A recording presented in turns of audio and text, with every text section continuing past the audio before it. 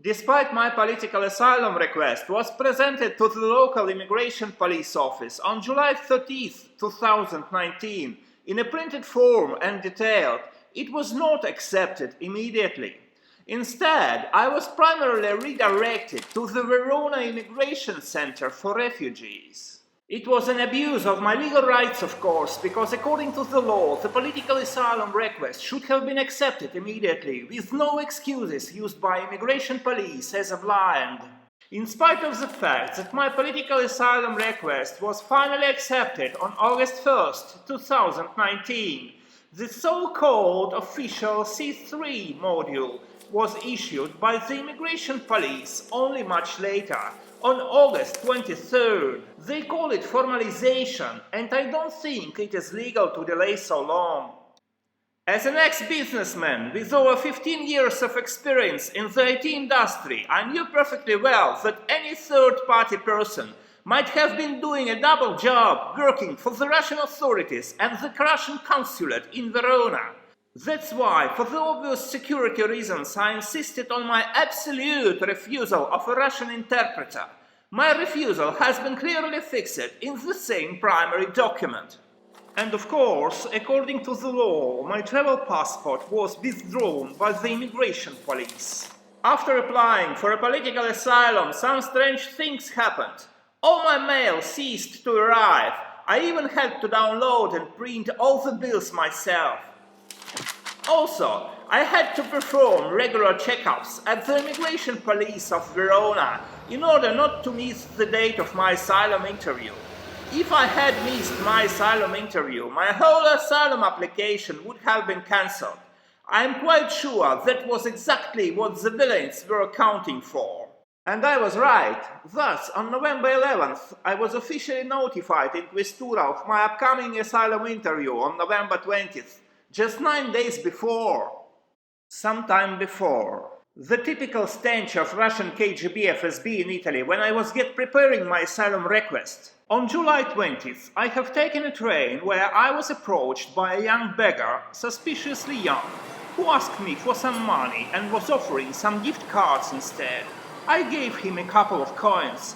The youngster introduced himself as Ivan, the Russian, and was talking absolute nonsense in Italian, except two of his statements that contained clear allusions to my private life. First, he said he needed a tapioca pill. It was just the day before that I, home alone, had rewatched one of my favorite Italian films with Totò playing tapioca, a common thief, quite unlucky and miserable. Second, he said, and I quote, "Please don't twitch your shoulder when we are at home, cause it scares me," putting the accent on the pronoun we.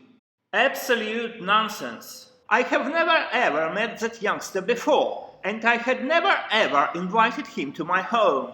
What about the gesture? It's all about nerves. Indeed, I regularly twitch my shoulders since my childhood, when I got second and third degree burns from the boiling water.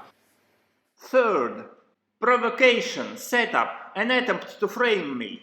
I get off the next stop, Villafranca. He does the same. When passing in front of one of the largest surveillance cameras, walking side by side, he lifts his t-shirt all of a sudden, demonstrating the naked body, and does it on purpose and for the camera. It was a provocation, of course. It happened right here. There was a stunning studio at that time. At that moment, I understand clearly that the whole thing is a setup and an attempt to frame me. Yes, I'm quite sure I was filmed at that very moment with that youngster deliberately used for framing me, cause he absolutely did not seem to be of a legal age.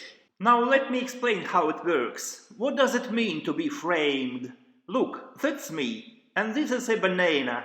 I don't like bananas. I just don't. But we put a banana next to me. Then we put a frame. Picture frame. So what do we have now? I am depicted as the one who loves banana.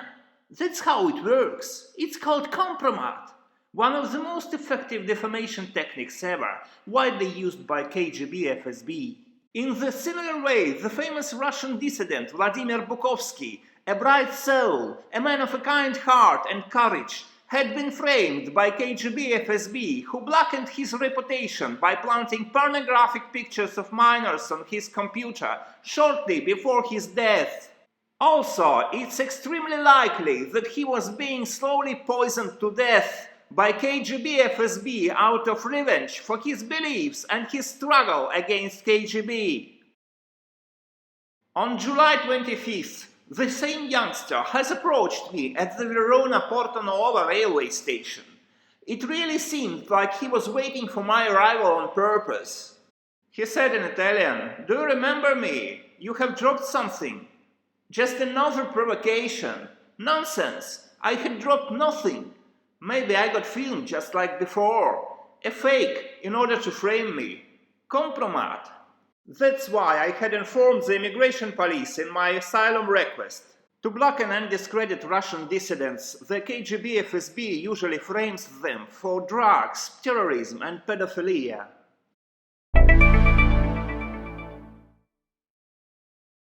Finally, the day of my asylum interview, November 20th, 2019. Here, at the antique square of the noblemen, among the beautiful medieval Gothic architecture, stands the Prefecture of Verona, where the asylum seekers are invited for interview. The signs of corruption and sabotage appear from the very beginning. First, despite my all numerous and polite requests insistently expressed both verbally and in written form, I have been deliberately deprived of my legal right to proceed without Russian interpreter by means of a pure deception by the public official who conducted the interview, Dottoressa. She forced me to accept the Russian interpreter against my will under the false pretense that the Italian law did not allow me to do otherwise. It was a lie and manipulation. What a shame! Second, sabotage. The Russian interpreter was deliberately trying to conceal my every mention of FSB by pretending that the correct spelling in Italian was FBI and not FSB. Nonsense! It's the most stupid and absurd pretense that I have ever witnessed. The Russian interpreter, Lyudmila, a Soviet woman in her 50s, was acting against me and for the benefit of the Russian authorities and FSB, and there is a high risk that she might have been an FSB agent herself. Just like this young woman, a Russian military intelligence agent spying in the NATO circles in Italy, unmasked in 2022. One of the KGB is widely spread all over Italy, just like intestinal parasites. I assure you, there are hordes of them here in Italy. If the local Italian authorities are not stupid, and I think not, they are simply collaborating with KGB&FSB. Third, I was not allowed to tell my full story as I wanted to. Instead, I was forced to answer the questions very slowly, always waiting for the interviewer while she was taking my dictation. Like in school. Absurd. Fourth, the Italian authorities had obtained extremely sensitive information regarding myself from their Russian colleagues, and they tried to use that information against me to entrap me. The level of cooperation and close ties between them is really shocking. As for myself, I was absolutely honest and did not conceal any facts, even not favorable to my political asylum application.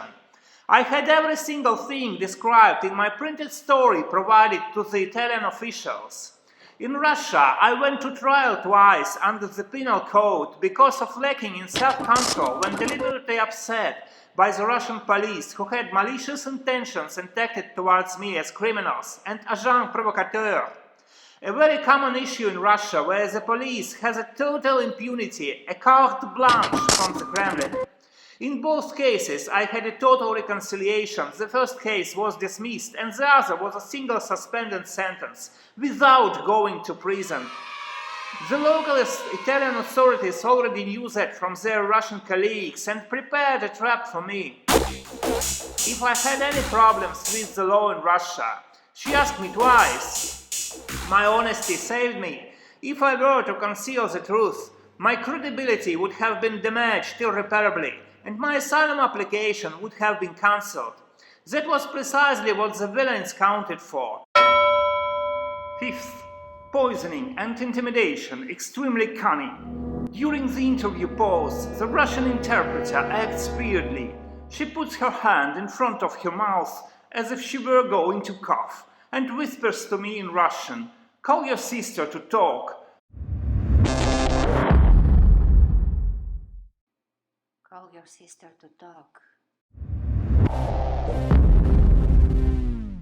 So weird. Why should I really? Why my sister and not my mom or whoever else?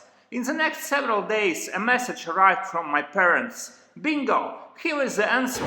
My sister was poisoned. Vomit, nausea, diarrhea, significant weight loss. For a whole month. A malicious hello and intimidation act from FSB, performed in a most cunning and astute manner, with a delayed, non-immediate effect, through the Russian interpreter in the Prefecture of Verona.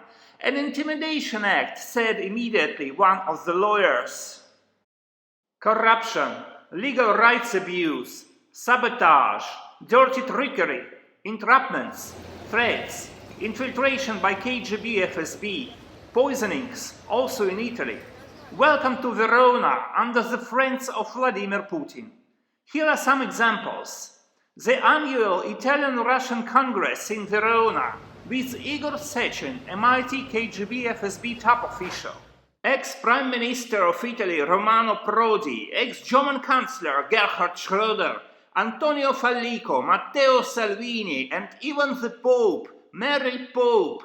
All of them are promoting the interests of the Putin's KGB mafia in Italy. Or are they its members indeed? And what about those responsible for the state security? It's just the one and the same mafia. The day is not far off when all the thieves in the world will be able to steal side by side like brothers. The so-called DPR office in Verona, pro-Putin separatists of Donetsk, its chairman is an Italian citizen. Despite the war in Ukraine, pro-Putin manifestation in Verona. In 2016, the regional parliament in Veneto, Italy, has officially recognized the Russian annexation of Crimea. What a shame! Now people are dying all over Ukraine and it's your fault. Look at Zaya, local governor. The Russian military parade across Italy during the pandemic with the Russian military intelligence, GRU. The Russian general Sergei Kikot, together with the mayor of Verona, Federico Sborina, and the Italian military officials. Here they are, standing on the stairs of the city hall of Verona. Oh Jesus, should it be called now Putin's People Republic of Verona, just like Donetsk and Crimea?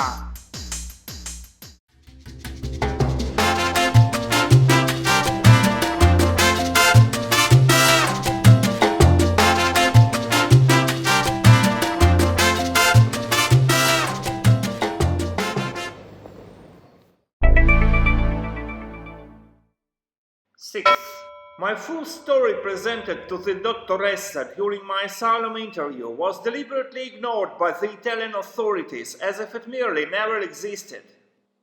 Tons of my private photos and videos provided as proofs. 294 pages in Italian and English officially presented by me in a printed form. That fact was even registered in the official document. In the first chapter, I had described my personality, education and working experience, and the exact motives which induced me to protest against Putin's regime. First, I have witnessed the injustice with my own eyes when voluntarily attending one of the hearings in the court of law, the so-called roofers case. 5 guys were put on trial because they had performed a parachute jump out of solidarity with Ukraine during the Russian annexation of Crimea in 2014. The politically motivated trial was a mockery of justice. Second, The brutal assassination of the Russian opposition leader Boris Nemtsov was the last straw. I had also described the peaceful protests attended by me against Putin's regime and my donations to support the Russian opposition team of Alexei Navalny and Leonid Volkov. Here is a receipt for one of my bank transfers, about 1,300 euros for the presidential campaign of Alexei Navalny. Just a day before, I had made another one, identical, for his anti-corruption foundation as well. The Putin's criminal fascist regime corresponds to all 14 characteristics of fascism described by the Italian intellectual Umberto Eco. The fascist attributes are openly used in the emblems of the Russian state institutions. The fascist juvenile military organization in Russia, Unarmia, quite similar to the German Hitlerjugend of Adolf Hitler and the fascist Ragazzi di Mussolini in Italy. The Putin's Unarmia emblem, its creator was obviously inspired by the Nazis' Waffen-SS. A long list of politically motivated assassinations under the rule of Russian Hitler Vladimir Putin, a great friend of the Italian establishment in Verona. Just as Soviet KGB, Italian OVRA and German SS, the fascist political police in Russia, FSB, sends decent people to jail, depicting them as extremists and enemies of nation. Look at them, they are youngsters with broken lives, innocent people in jail. The so-called New Greatness case, the Network case and the Moscow case, FSB officers acting as agents provocateurs, falsifying evidences and obtaining confessions by torture. The FSB, a new name of the Soviet KGB, is an absolutely criminal worldwide organization that protects itself from the whole nation under the pretense of the state security. The Putin's KGB/FSB mafia on luxury cars, wearing Brioni suits handmade in Italy, are making money with their European and Italian colleagues, while the decent people are being sent to jail for non-existent crimes invented by FSB officers to silence the decent. Kafka and Orwell-style sentences. Absolutely absurd, up to 18 years in high-security prison. Vladislav Sinitsa, 5 years in prison for a single post in Twitter. Hey, Putin lovers in Italy, would you enjoy the same fate?